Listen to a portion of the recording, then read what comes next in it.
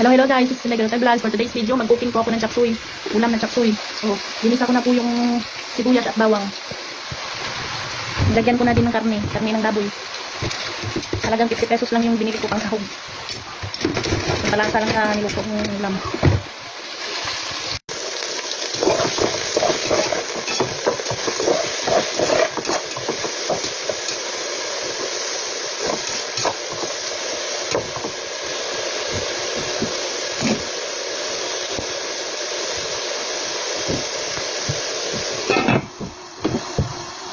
Nandun guys, ginisa ko na po yung ulam.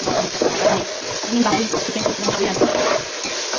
Puro naman, isang taba. Hindi lang yung sahog ko, pagbalasa lang sa ulam. Nakaganahan yung mga bata magkain kasi mayroong laman, laman ng baboy. Nakakain nila, sabi nila, Mama, lagyan mo ng sahog na chicken. Lagyan mo ng chicken. Yung guys, takpan nila na yan. Hanggang mag-golden brown, saka ko nag-lumog yung gulay na katul. Yung guys, golden brown na po yung kanin. Lumog ko na po.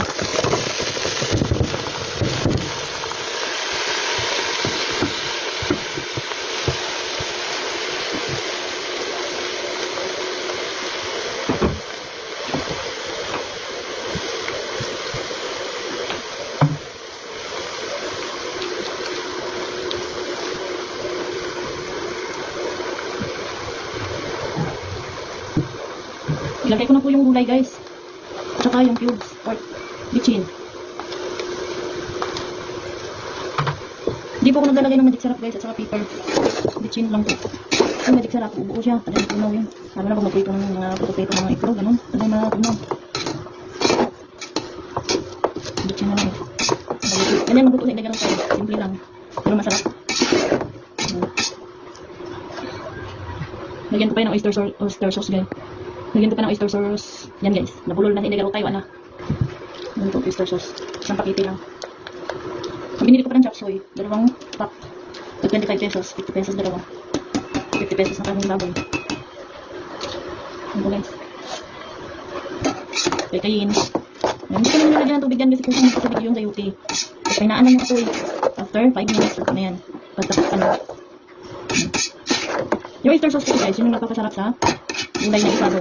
Medyo matamis-tamis siya unti. Hindi ka na maglalagay ng asukal. Kasi yung iba maglalagay ng asukal. Matamis na. Hindi na masarap. Yan guys. Tsaka isa pa, magluto ako. Hindi ako naglalagay ng suka. Basta ng gulay-gulay. Iba naglalagyan ng... Yung sitaw, nilalagyan nila ng suka. Asim-asim. Parang ito may panis ang lasa. Yan po yung mga lutong Bisaya. So yung tayo kasi lumalaki yung Cebuana yan. Ako, lumaki po akong Cebuana.